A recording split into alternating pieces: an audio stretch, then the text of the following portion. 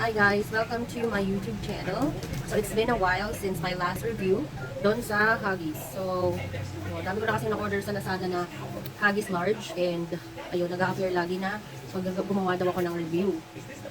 So, yung binili ko na Huggies large, just Huggies lagi yung binibili ko. Nung una, kasi 10 years yung pagitan ng first baby ko tsaka nitong second baby pa rin. Parang nanibago ako. So, yun, naghanap ako. Yung journey ko ng paghahanap nandun sa YouTube, yung ibang mga diaper na try ko, ginawan ko siya ng review. So, eto ulit yung ating Huggies large. So, ayun nga, gusto ko talagang gamitin tong Huggies pants na to kasi, pag bumabalik ako doon sa mga tape na diaper, parang hindi siya secure pag malikot si baby, natatanggal. Pero ito talaga, maganda kasi yung pants eh. Parang siyang pants lang, susuot mo ganun, tapos pag malikot, ganyan. Maganda siya, dry, tapos nag-absorb ng maraming wiwi. Eh, nagpapamesty ako ngayon. Tapos, long lasting, yung absorbency niya. Yun, overall, maganda.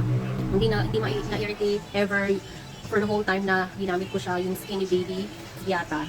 Ngayon, ang baby ko ay magi 11 months na. So, next year, she's gone here. Yeah! So, ayun nga po, it's very affordable too. Yung Huggies Magic Comfort. That's why, lagi ko siyang binibili. And nasanay na talaga ako. Yung unang gamit ko nito, parang nahirapan ako. Parang 3 months yata siya nung nag-switch ako dito. Sa, pants. Kasi syempre 3 months pa lang. Parang nahihirapan ako nag-isuot sa kanya. Parang piling ko mapipilay pag inano ko yung paa. Diba?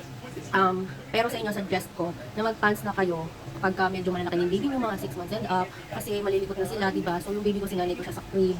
Yun. So, alam mo, naglilik lang to kapag yung yung ganito, napunta siya dun sa may, parang pet ng baby. Kailangan talaga i-check mo. Kasi, pagka hindi siya nakaayos ng maigi, syempre maglilik doon. So, ayun lang yung mga experiences ko kung bakit siya naglilik. Pero, pag hindi na saliwa, yung paglalagay mo ng diaper or dahil malikot yung baby, hindi talaga yung pupo. So, pagka puno na yung diaper sa umaga, pinapalitan ko na kasi pag nagpupo na yan, maglilik yun. Siyempre, parang punong baso, di ba? Puno na yung baso pagka nadagdagang paawas na yun. Kaya, ayun po, yung mga tips ko sa inyo, sana makatulong. So, I will rate Huggies Magic Comfort Large, medium, 10 out of 10 for me.